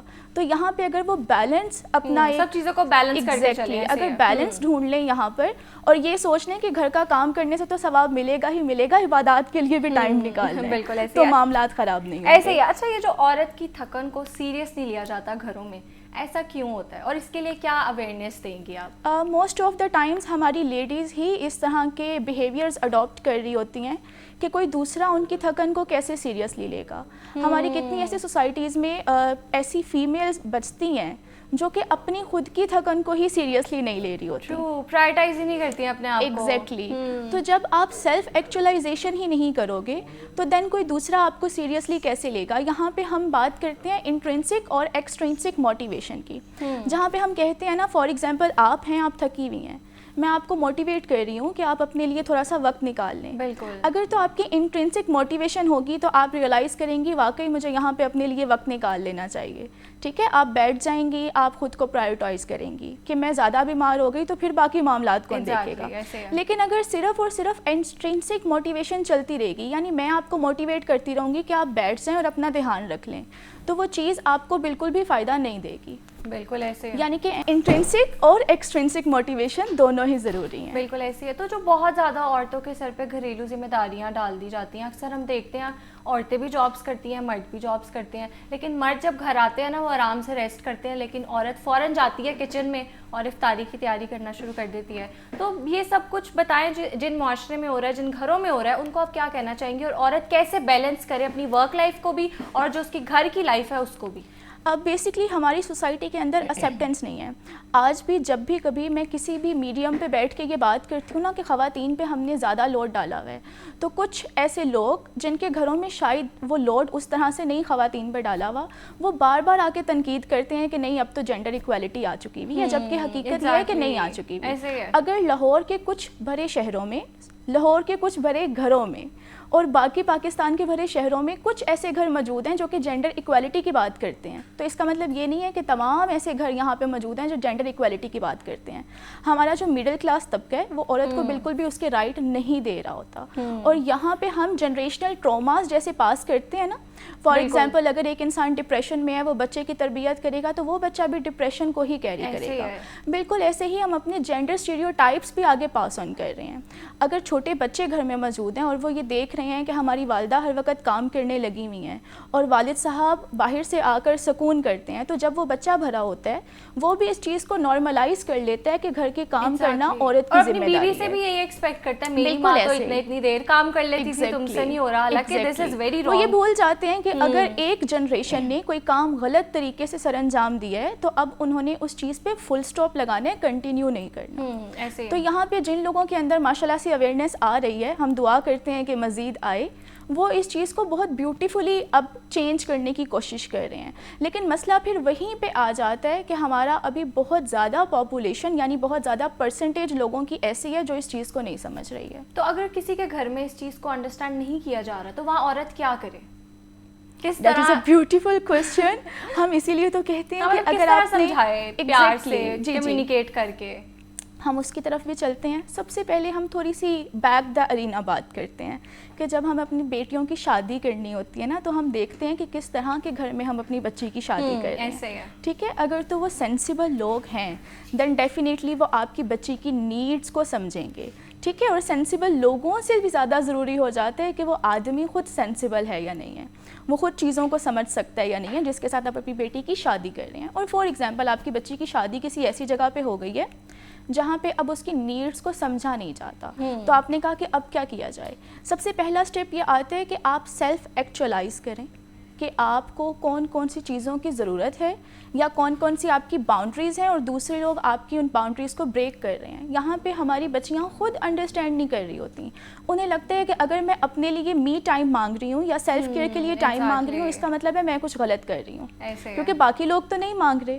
تو سب سے پہلے سیلف ایکچولائزیشن اس کا پہلا اسٹیپ آتا ہے. اس میں پیرنٹنگ کا بھی قصور ہے, بیکاز انہوں نے اپنے گھر میں بھی اپنے لیے کبھی اسٹینڈ نہیں لیا ہوتا, کبھی کوئی زندگی میں باؤنڈری سیٹ ہی نہیں کی ہوتی. صرف اسی چیز میں پیرنٹنگ کا قصور نہیں آتا, ہماری جتنی بھی سائیکولوجیکل ڈس آرڈرز آتے ہیں, ہمارے جتنے بھی بیہیورل پیٹرنس آتے ہیں, ان تمام میں پیرنٹنگ کا قصور آتا ہے. دیٹس وائی ہم کہتے ہیں کہ پیرنٹنگ از دا کی. آپ پیرنٹنگ سیکھ لیں. اگر اس دور کے مطابق پیرنٹنگ نہیں آتی, آپ پیرنٹنگ سیکھ لیں, اور اس میں کوئی مضحکہ نہیں ہے. بہت سے ایسے ممالک ہیں جہاں پہ پیرنٹنگ بطور پروسیس سمجھائی بھی جا رہی ہے, سکھائی بھی جا رہی ہے. اب میں آتی ہوں کوشچن پہ واپس. سیلف ایکچولائزیشن ہو گئی. سیلف ایکچولائزیشن کے بعد آتی ہے assertive کمیونیکیشن. یہاں پہ ہماری بچیوں کو کمیونیکیٹ کرنا نہیں آ رہا ہوتا, انہیں لگتا ہے کہ میں جب کمیونیکیٹ کر رہی ہوں تو میں ڈیمانڈ کر رہی ہوں, اور سامنے والے کو بھی یہی لگ رہا ہوتا ہے کہ اگر میری بیوی کچھ بول رہی ہے تو وہ ڈیمانڈ کر رہی ہے. بیسکلی وہ ڈیمانڈ نہیں کر رہی ہوتی, وہ پراپر طریقے سے بتا رہی ہوتی ہے کہ مجھے یہ چاہیے اور یہ نہیں چاہیے. اب یہاں پہ سم ٹائمز یہ ہوتا ہے کہ لوگ بہت مینیپولیٹو ہوتے ہیں, وہ آپ کو مینیپولیٹ کرنا سٹارٹ کر دیتے ہیں, گیس لائٹ کرتے ہیں آگے سے ایگزیکٹلی, کہ اگر آپ یہ چیز کہہ رہی ہیں اس کا مطلب ہے کہ مسئلہ صرف آپ کے ساتھ ہے, مسئلہ اور کسی کے ساتھ نہیں ہے. یہاں پہ اگر آپ کا وے آف کمیونیکیشن اسرٹیو ہوتا ہے نا, تو آپ پھر اپنے اس پوائنٹ آف ویو پہ اسٹینڈ لیتی ہیں کہ نہیں, میری جو بات ہے وہ بات غلط نہیں ہے, آپ اس چیز کو انڈرسٹینڈ نہیں کر رہے. اس کے بعد تیسرا اسٹیپ آتا ہے, دیٹ از باؤنڈری کریشن. آپ وہاں پہ اپنی باؤنڈری سیٹ کرتے ہیں. یہاں پہ کچھ خواتین کے ساتھ یہ مسئلہ ہوتا ہے کہ کیونکہ ہماری سوسائٹی کے اندر ہم نے خواتین کے ساتھ ایک ٹیبو اٹیچ کیا ہوا ہے, اچھی عورت خاموش رہنے والی ہے, اچھی عورت اپنی نیڈس کو, ایگزیکٹلی. تو اگر عورت کہے میں تھک گئی ہوں, مجھے ریسٹ چاہیے, یا میں نے آج بہت زیادہ کام کیا, یا بہت زیادہ مہمان آ گئے تھے, میں نے یہ کیا, تو اس کو شکایت کیوں لیا جاتا ہے, کہ یہ کیوں سمجھا جاتا ہے کہ وہ کمپلین کر رہی ہے؟ ایکسپیکٹیشنز بہت ہائی ہیں نا سوسائٹی میں, اور ایکسپیکٹیشنز کسی پرٹیکولر جینڈر کے ساتھ بہت زیادہ ہائی ہیں. اور صرف یہاں پہ خواتین کا مسئلہ نہیں آتا. آپ ذرا اندازہ لگائیں, کوئی مرد اگر کہتا ہے میں زیادہ پیسے نہیں کما پا رہا, تو ایسی بھی خواتین ہماری سوسائٹی میں موجود ہیں جو کہتی ہیں یہ ہے ہی کاہل, اس کا کام کرنے کو دل ہی نہیں کرتا. اب اگر جاب اپرچونیٹیز نہیں ہیں, وہ باس کی طرف سے ساری ڈانٹ بھی برداشت کر رہا ہے لیکن وہ زیادہ ارن نہیں کر پا رہا. ہماری سوسائٹی کا بیسکلی مقصد یہ ہے, مسئلہ بیسکلی یہ ہے کہ ہم نے ایک رول کو بہت زیادہ انہینس کر دیا ہوا ہے. یہاں پہ جس طرح میں نے اسلام کی بھی بات کی کہ صرف ایک ہی طرف اپنا رجحان لے جانا بالکل بھی ٹھیک بات نہیں ہے, میانہ روی آتی ہے نا, تو بالکل اسی طرح سے اگر ایک عورت گھر کے کام کر رہی ہے تو وہ شکایت بھی کر سکتی ہے, وہ کمپلین بھی کر سکتی ہے کہ مجھ سے نہیں ہو رہا. اور یہاں پہ کمپیریزن بالکل نہیں کرنا چاہیے. فار ایگزامپل, ایک ہی ایج کی دو لیڈیز ہیں, ایک اگر زیادہ کام کر سکتی ہے اور دوسری زیادہ کام نہیں کر سکتی, تو یہاں پہ کمپیریزن سٹارٹ ہو جاتا ہے کہ بھابھی جو ہیں وہ تمام کام کرتی ہیں, شکایت نہیں کرتی, آپ کیوں ہر وقت شکایتیں کرتی رہتی ہیں. اور اگر کمپیریزن اس طرح سے نہیں بھی کیا جاتا تو بڑی بیوٹیفلی کیا جاتا ہے. ہوتا یہ ہے کہ گیدرنگس میں بیٹھ کے کہہ دیا جاتا ہے یہ ہماری نازک سی بچی ہے, یہ چھوئی موئی سی بچی ہے, اس سے کام نہیں ہوتا. اور وہ کہتے ہیں ہم نے تو بڑی خوبصورتی سے کہا تھا, ہم نے تو کچھ بھی نہیں کہا تھا, لڑکی رونے لگ جاتی ہے. اب اسے ہر چیز کی سمجھ لگ رہی ہوتی ہے کہ اس کے ساتھ ہو کیا رہے. کمپیریزن خوبصورتی کے ساتھ کیا جائے یا پھر آپ کڑوے الفاظ استعمال کر کے کریں. ہر انسان سمجھ بوجھ رکھتا ہے, اسے چیزیں سمجھ میں آتی ہیں. تو عورت سے یہ کیوں ایکسپیکٹ کیا جاتا ہے کہ وہ بہت زیادہ ایموشنلی انٹیلیجنٹ ہو؟ ہاں, ایموشنلی انٹیلیجنس جو ہے وہ بیسکلی جینڈر کی تو میراث ہے ہی نہیں. ایموشنل انٹیلیجنس میں آتا کیا ہے؟ سب سے پہلے آتی ہے آپ کی سیلف اویئرنیس, اس کے بعد اگلا اسٹیپ ہے دیٹ از سیلف ریگولیشن. اچھا ڈاکٹر صاحب یہ بتائیں کہ پھر یہ سچ ہے کہ عورت جو ہے وہ 25 جب اس کی ایج ہوتی ہے تبھی اس کے اندر بہت زیادہ آ جاتی ہے ایموشنلی انٹیلیجنس, اور مرد کو 40 سال کے بعد آتی ہے, از دیٹ ٹرو؟ میں اسی کا جواب دینے لگی ہوں. ایموشنل انٹیلیجنس سے ہم اسٹارٹ کرتے ہیں اور پھر ہم کنٹینیو کرتے ہیں اس بات کی طرف. سب سے پہلے ایموشنل انٹیلیجنس کو سمجھیں کہ ایموشنل انٹیلیجنس میں ہوتا کیا ہے. سیلف اویئرنیس, سیلف اویئرنیس کے بعد سیلف ریگولیشن, ٹھیک ہے. اس کے بعد آ جاتی ہے آپ کی موٹیویشن, آپ کی ایمپتھی, اور لاسٹ پہ یہ چیز آتی ہے کہ آپ کس طرح سے سچویشن کو کنٹرول کر رہے ہیں, ٹھیک ہے. اب اگر ہم عورتوں کے اندر دیکھیں تو سوسائٹل اویئرنیس ہماری عورتوں کے اندر زیادہ ہوتی ہے. انہیں پتہ ہوتا ہے کیا چیز صحیح ہے کیا چیز غلط ہے, ایز کمپیئر ٹو میل. وہ تھوڑے لاپرواہ نیچر کے ہوتے ہیں, ٹھیک ہے. اس کے بعد ہم بات کرتے ہیں سیلف ریگولیشن کی. تو ہماری خواتین کے اندر ایموشنز کو مینیج کرنا زیادہ بہتر طریقے سے کیوں سمجھا جاتا ہے؟ وہ اسی وجہ سے سمجھا جاتا ہے کہ ایک عورت ہے, اس کو پتہ ہے کہ ہماری سوسائٹی کون سی چیز ایکسیپٹ کر رہی ہے, یعنی سیلف اویئرنیس, جو کہ میں نے پہلے ہی کہہ دیا کہ عورتوں میں زیادہ ہوتی ہے.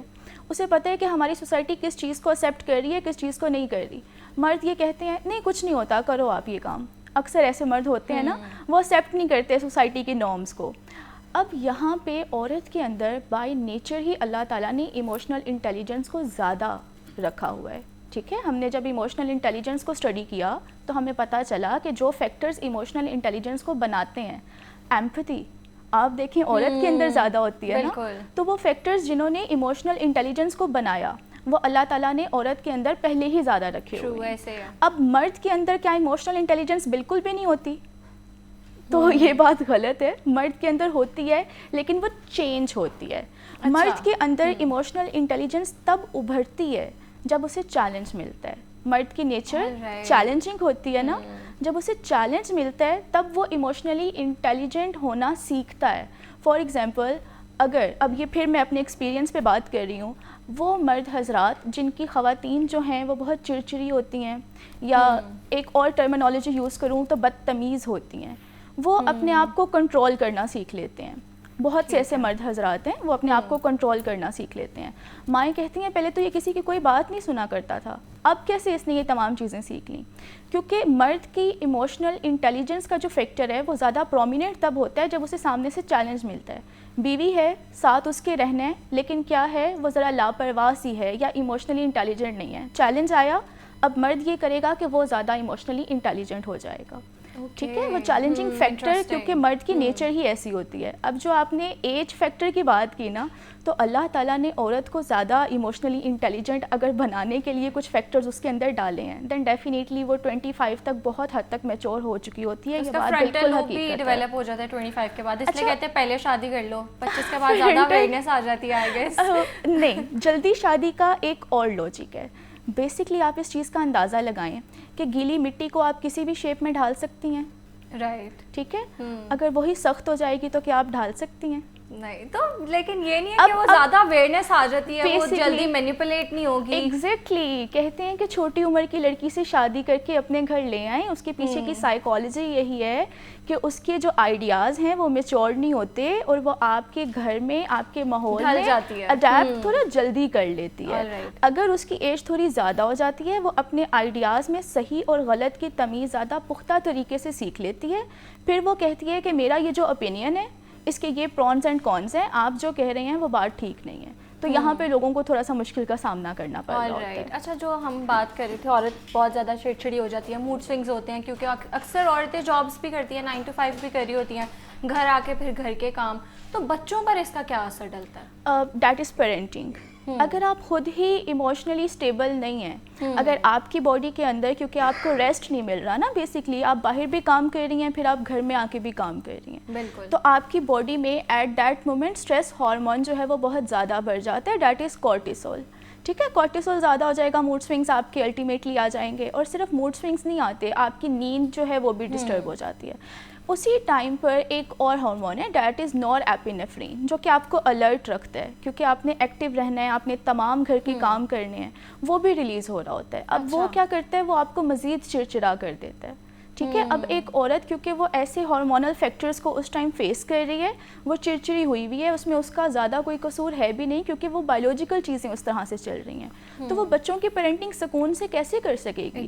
بچہ کوئی چیز مانگے گا, وہ آگے سے شاؤٹ کر دے گی. بالکل, ٹھیک ہے, اللہ تعالیٰ نے اسی لیے عورت کو اگر ایموشنلی انٹیلیجنس تھوڑا سا زیادہ بنایا ہے, تو اگر وہ برن آؤٹ کو ذرا برداشت کر لے گی, اپنے ان بایولوجیکل سرکلز کو دھیرے دھیرے آسانی سے گزار دے گی, تو وہ بچوں کی اچھی تربیت کر سکتی ہے.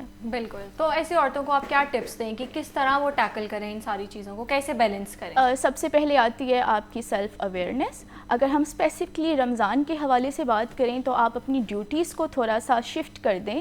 تمام ذمہ داری خود پہ لینے کی بالکل ضرورت نہیں ہے. صرف اور صرف سارا وقت عبادات میں گزارنا یا سارا وقت گھر کے کاموں میں گزار دینا اور یہ سمجھنا کہ گھر کے کام کر کے تو مجھے ثواب مل ہی رہا ہے, وہ بھی ٹھیک نہیں ہے. تو آپ اپنی ڈیوٹیز کو سب سے پہلے شفٹ کر دیں. ڈیوٹیز کو شفٹ کرنے کے بعد آپ کی کمیونیکیشن کا یہاں پہ رول آتا ہے کہ اگر آپ تھکا ہوا محسوس کر رہی ہیں, آپ اپنے شوہر سے یا پھر گھر میں کوئی ایسا پرسن ایک تو ہوگا جو آپ کی بات سمجھتا ہوگا, ٹھیک ہے, آپ اس کے ساتھ بیٹھ کے وہاں پہ بات کریں. اس کے بعد ٹائم مینجمنٹ سکلز آپ کی بہت اچھی ہونی چاہیے. خواتین یہ کرتی ہیں بعض دفعہ تراویح کے بعد سو نہیں رہی ہوتی ہیں. اب چونکہ وہ سوتی نہیں ہیں تو صبح پھر سحری کا انہوں نے انتظامات کرنے ہوتے ہیں, نیند نہیں پوری ہوگی تو ہارمونس تو امبیلنس ہو جائیں گے نا. بالکل. تو ٹائم مینجمنٹ سکلز اپنی اچھی کریں. ایک اور کام میں یہاں پہ خواتین کو ہمیشہ ریکمینڈ کرتی ہوں, دیٹ از سیلف کیئر. آپ رمضان میں سیلف کیئر کرنا بھول جاتی ہیں, عید قریب آتی ہے تو فوراً سے آپ سیلف کیئر سٹارٹ کر دیتی ہیں. اس کو تو سیلف کیئر کہتے بھی نہیں ہیں, اس کو سیلف کیئر بیسکلی کہتے بھی نہیں ہیں. سیلف کیئر آپ کی ایک پرٹیکولر روٹین ہوتی ہے کہ چاہے کچھ بھی ہو جائے, رات کو سونے سے پہلے اتنا وقت میں نے اپنے لیے نکالنا ہی نکالنا ہے. میں نے اپنی باڈیلی کیئر کرنی ہے. باڈیلی کیئر کے ساتھ ساتھ اگر آپ جرنلنگ کرتی ہیں یا پھر آپ مینٹل ہیلتھ کے لیے کچھ ایکسرسائزز کرتی ہیں تو وہ دی بیسٹ رہے گا. بالکل. عورتوں کی مینٹل ہیلتھ کے حوالے سے بات ہو رہی تھی, ان کے موڈ سوئنگس کے حوالے سے ہم نے بات کیا رمضان میں وہ اپنا خیال کیسے رکھ سکتی ہیں اور رمضان میں اپنے ورک لائف کو اور گھر کی لائف کو وہ کیسے بیلنس کر سکتی ہیں، اس حوالے سے بھی بات کی ہے. ڈاکٹر ہنا میرے ساتھ موجود تھی، بہت شکریہ آپ کا. ابھی آ وقت ہوا ایک بریک کا، بریک کے بعد دوبارہ آتے ہیں.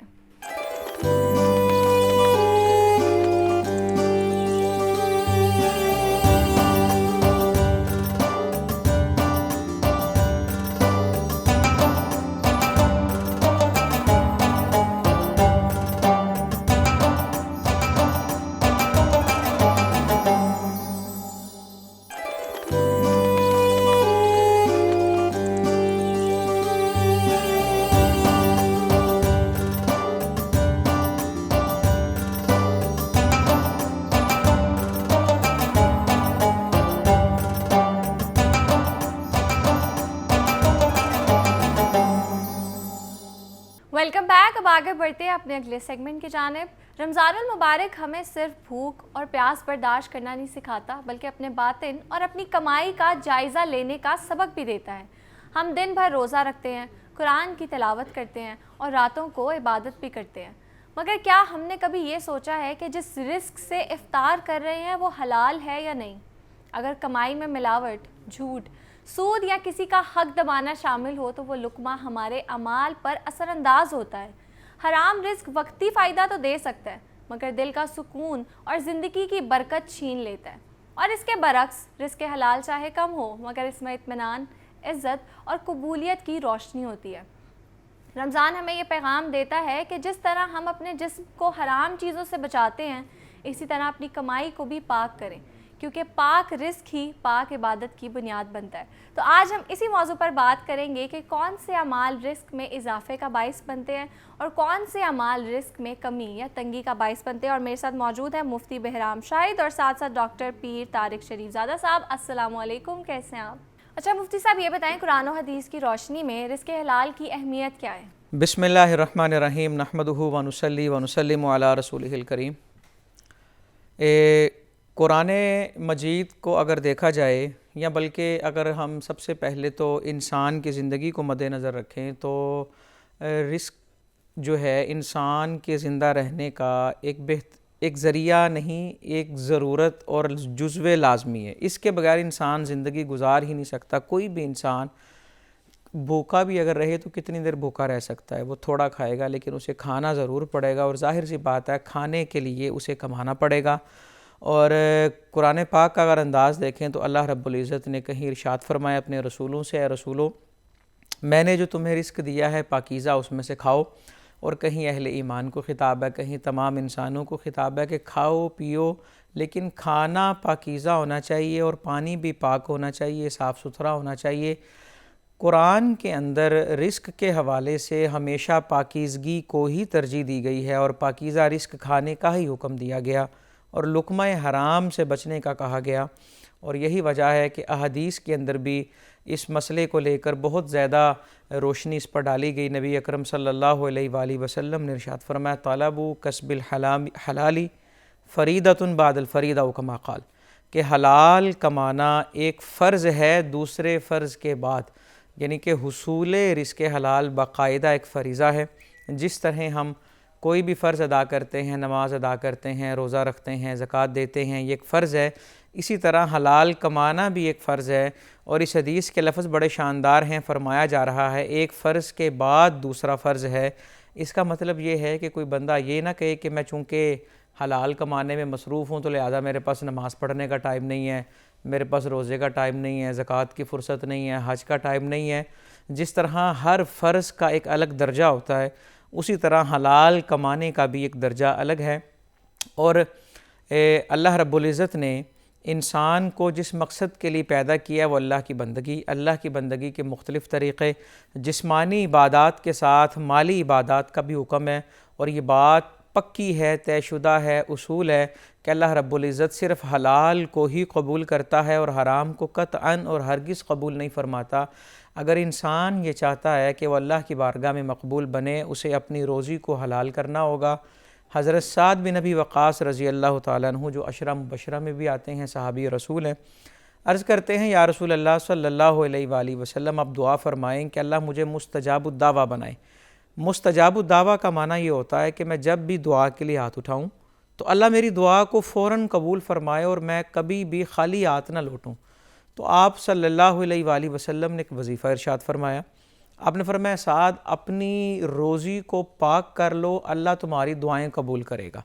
اور حضرت سعد بن ابی وقاص رضی اللہ تعالیٰ عنہ وہ صحابی ہیں جو آخر عمر تک اس بات سے مشہور تھے کہ یہ مستجاب الدعویٰ ہیں کہ جب جو دعا مانگتے ہیں وہ قبول ہوتی ہے۔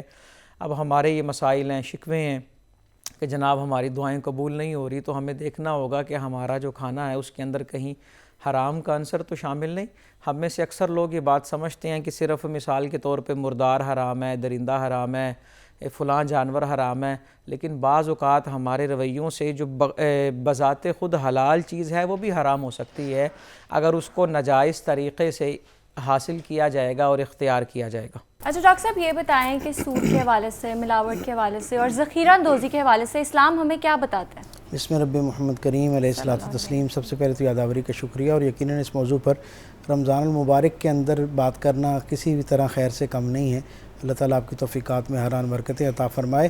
رزق حلال جو ہے وہ آج خود اتنی عظیم الشان عبادت ہے کہ سرکار دو عالم صلی اللہ علیہ وسلم نے رزق کمانے والے کو، اور پھر بالخصوص اپنے ہاتھ سے رزق کمانے والے کو اللہ کا محبوب، اللہ کا حبیب، اللہ کا دوست قرار دیا ہے۔ حضرت سعد بن ابی وقاص رضی اللہ تعالیٰ عنہ، ان کے بارے میں یہ معروف ہے کہ وہ سرکار دو عالم کی بارگاہ میں تشریف فرما تھے، اور اس دوران سرکار دو عالم کی ان کے ہاتھوں کی طرف توجہ گئی۔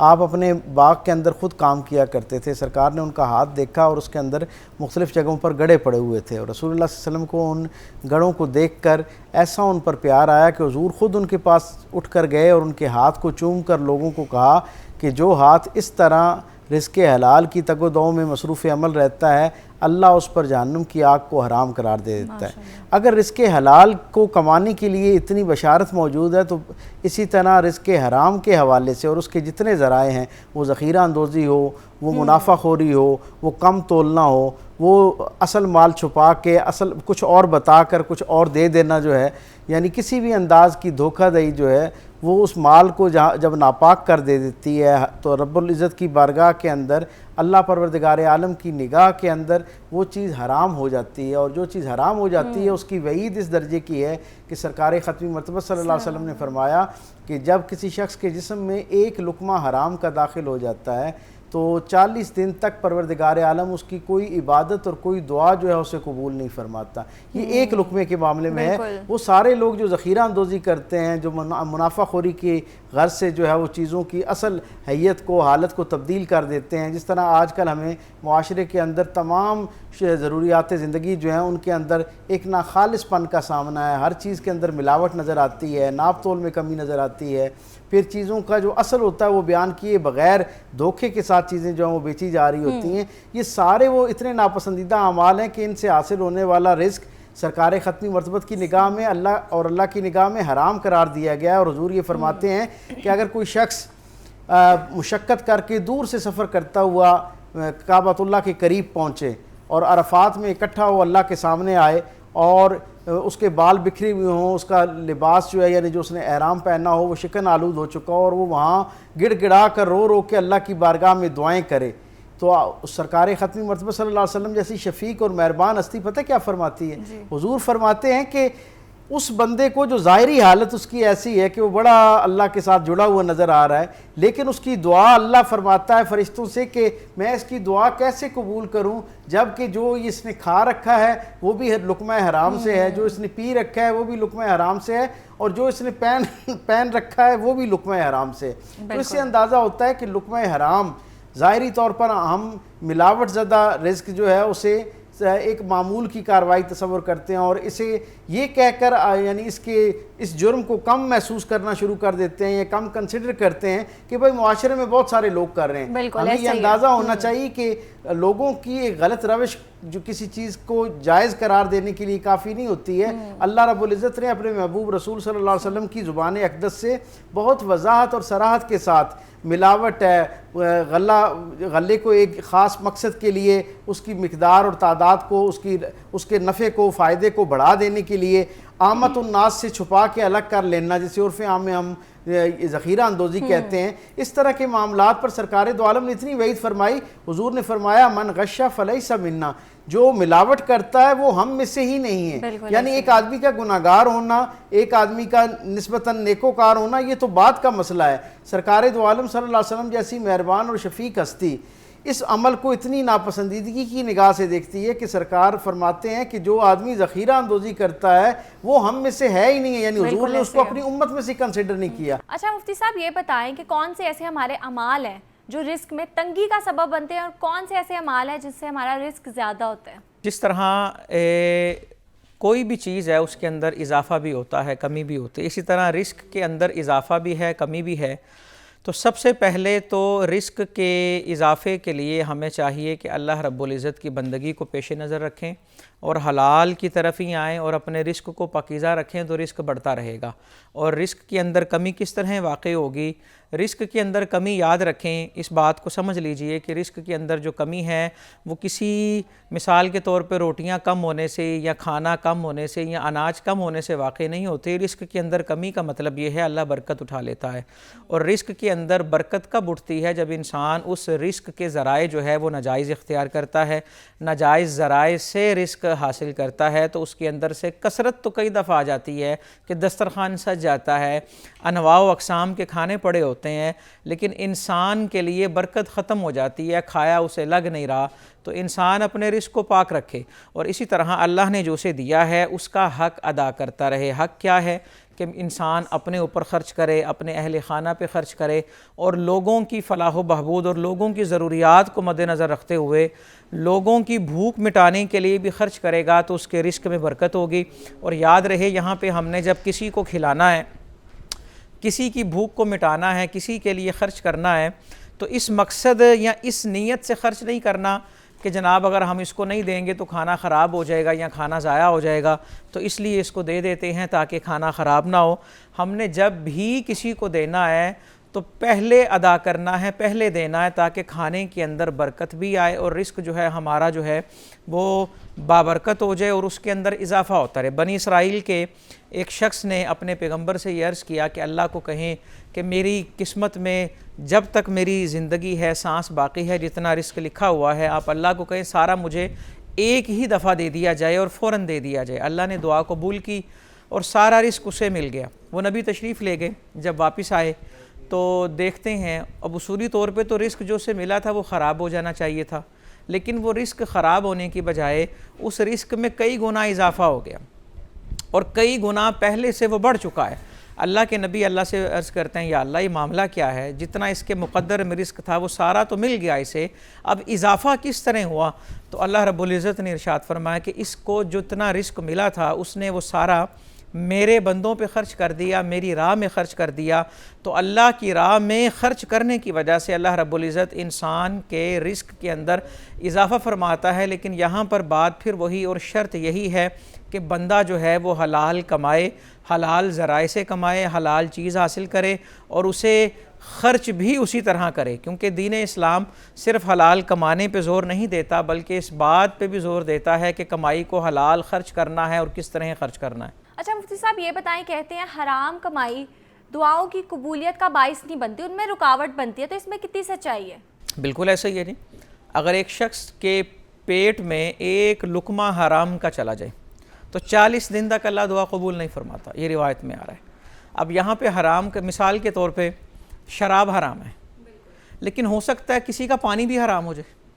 उसने अगर चोरी से लिया है, उसने अगर नाजायज़ तरीके से लिया है, उसने झूठ बोल के लिया है। अगर एक शख्स ने कमीज़ पहनी है 10 दिरहम की, उसमें से 9 दिरहम हलाल के हैं और 1 दिरहम हराम का है, तो उससे पहन के वो जो नमाज़ पढ़ेगा अल्लाह उस नमाज को कबूल नहीं फरमाएगा।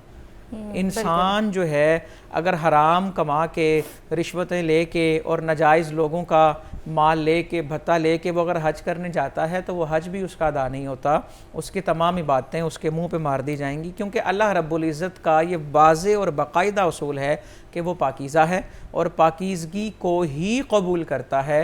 हरगिज़ ऐसे नहीं हो सकता कि एक शख्स डाका मारे और कुछ रकम सदका कर दे और वो समझे मेरा माल पाक हो गया है, हरगिज़ ऐसा नहीं होगा।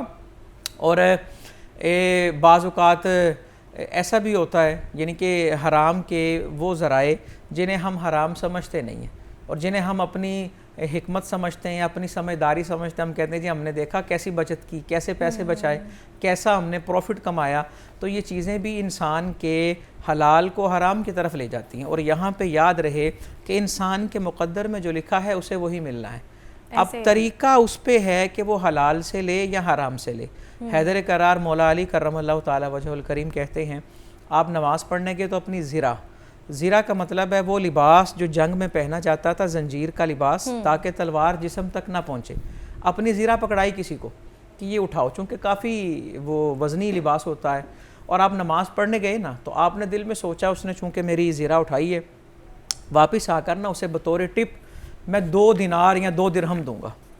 اچھا وہ جس نے زرہ پکڑی ہوئی تھی نا اس کا دل بے ایمان ہوا، اس نے کہا حیدر کرار نماز پڑھ رہے ہیں، اس نے وہ زرہ پکڑی اور مارکیٹ میں جا کے کسی دکان پہ اس کو فروخت کر دیا اور چوری کی نا اور وہ چلا گیا۔ اب حضرت علی جب باہر آئے، بازار سے گزرے، اپنی زرہ کو ایک دکان پہ لٹکے دیکھا تو کہنے لگے کتنے کی ہے؟ اس نے کہا جی 3 کی۔ تو آپ نے فرمایا 2 کی دیتے ہو؟ کہا جی 2 کی تو میں نے خود خریدی ہے۔ تو حضرت علی عرض کرتے ہیں یا اللہ میں نے بھی اس کو 2 ہی دینے تھے، لیکن اس نے جلد بازی کی، جو اسے حلال طریقے سے ملنے تھے اس نے اسے حرام طریقے سے اپنایا۔ لوگوں کی یا کسی کا یہ نظریہ غلط ہے کہ اگر جھوٹ نہیں بولیں گے تو نفع نہیں آئے گا، اگر سیدھی بات کہیں گے۔ حضور صلی اللہ علیہ وآلہ وسلم فرماتے ہیں، صحیح بخاری میں الفاظ درج ہیں، اس کا مفہوم ہے کہ جھوٹی قسم کھا کے مال تو بک جاتا ہے لیکن برکت ختم ہو جاتی۔ برکت کیسے ختم ہوگی؟ ہو سکتا ہے کہ سامنے روٹیاں زیادہ آ جائیں، کھانے کئی قسم کے آ جائیں، لیکن انسان کو بیماری لگ جائے، وہ کھا ہی نہ سکے، انسان پرہیز پہ آ جائے اور انسان کو کھایا لگے ہی نہ، تو لہٰذا انسان اپنی کمائی کو حلال رکھے۔ اور ایک اور روایت عرض کرتا ہوں، حضور صلی اللہ علیہ وآلہ وسلم نے فرمایا ایک شخص ہے اس کے بال بھی بکھرے ہوئے ہیں اور اس کی حالت بڑی عجیب سی ہے۔ آپ یوں سمجھیں مفہوم یہ ہے کہ بڑا فقیری اور درویشی والا اس کا حلیہ، اور کوئی اسے دیکھے تو وہ یہ کہے کہ میرے لیے دعا کریں، آپ بڑے پہنچے ہوئے ہیں، اور وہ اللہ سے دعائیں مانگ رہا ہے، لیکن اللہ اس کی دعا کیوں قبول کرے؟ کیونکہ جب کہ اس کے پیٹ میں جو لقمے ہیں وہ حلال کے ہے ہی نہیں، وہ ہے۔ ڈاکٹر صاحب یہ بتائیں کہ رزق حلال کو عبادت سے کیوں تشبیہ دی گئی ہے؟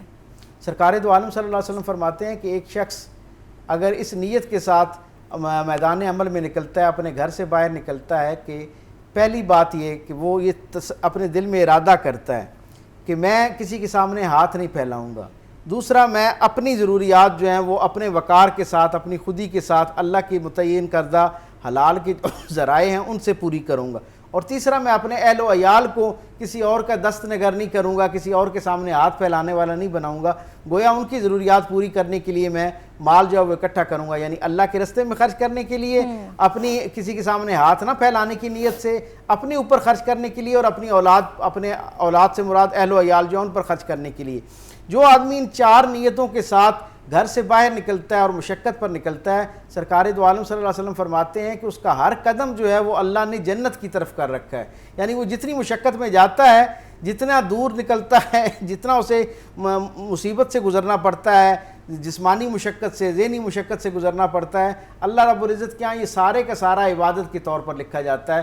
اور اللہ رب العزت کے ہاں قیامت کے دن وہ جو سایہ عاطفت کا معاملہ ہے نا، ان میں سے ایک شخص ایسا ہے جس کے لیے ایک حدیث میں وارد آیا، ویسے تو وہ 7 بنیادی ذرائع ہیں جن کے بارے میں ہمیں پتہ ہے کہ اس دن اتنی شدت ہوگی موسم کی اور اتنی گھٹن ہوگی کہ ہر شخص جو ہے وہ الگ سایہ تلاش کر رہا ہوگا، اور صرف 7 لوگوں کو جو ہے وہ اللہ رب العزت کا سایہ رحمت جو ہے وہ میسر آئے گا۔ ان 7 کے علاوہ ایک آدمی اور ہوگا جس کے لیے اللہ رب العزت کا یہ سایہ جو ہے اس کی رعایت موجود ہوگی، اور وہ کون ہوگا؟ جس نے دنیا کے اندر اپنے آپ کو حرام کے آپشنز ہونے کے باوجود اس سے بچا کر خود کو رزق حلال کے لیے مشقت میں ڈالا ہوگا، دھوپ اور موسمی جو اثرات ہیں ان کے حوالے کیا ہوگا، اس مشقت اور تنگ دستی سے نکل کر جس آدمی نے اپنے آپ اپنے رزق کو پاک کیا ہوگا نا، اللہ رب العزت کے ہاں اس کا اجر یہ ہے کہ قیامت کے دن پروردگار عالم فرمائے گا اس بندے نے میری رضا پانے کے لیے، میری خوشنودی کے مجھے حلال کمایا جانا اور حلال خرچ کیا جانا پسند ہے، اسے اپنے ذہن میں رکھتے ہوئے مشقت اٹھائی تھی اور اپنے آپ کو دھوپ کی تپش میں جلایا تھا۔ آج اللہ کا سایہ اس شخص کے لیے موجود ہے کہ وہ جب ساری دنیا جو ہے بڑے بڑے عبادت گزار صاحب تقوی لوگ جو ہیں وہ اس موسم کی شدت اور حدت کا شکار ہوں گے، یہ ایک عام درجے کا کلمہ گو جو اپنے آپ کو حلال اور حرام کی امتیاز کے ساتھ اور خود کو حلال کے ساتھ جوڑے رکھنے کی بنیاد پر مشقت سے گزارتا ہے، اللہ کا سایہ جو ہے اس کا حقدار قرار پایا جاتا ہے۔ بالکل ایسے ہی ہے، رزق حلال کے حوالے سے بات ہو رہی تھی، کس طرح ہمیں اپنا جو رزق ہے اس کو حلال رکھنا چاہیے، پاکیزہ رکھنا چاہیے۔ میرے ساتھ مفتی بہرام شاہد موجود تھے، ساتھ ساتھ ڈاکٹر پیر طارق شریف زادہ صاحب، بہت شکریہ آپ دونوں کا۔ That's it for today، ملتے ہیں کل انشاءاللہ، اپنا بہت زیادہ خیال رکھیے گا، اللہ حافظ۔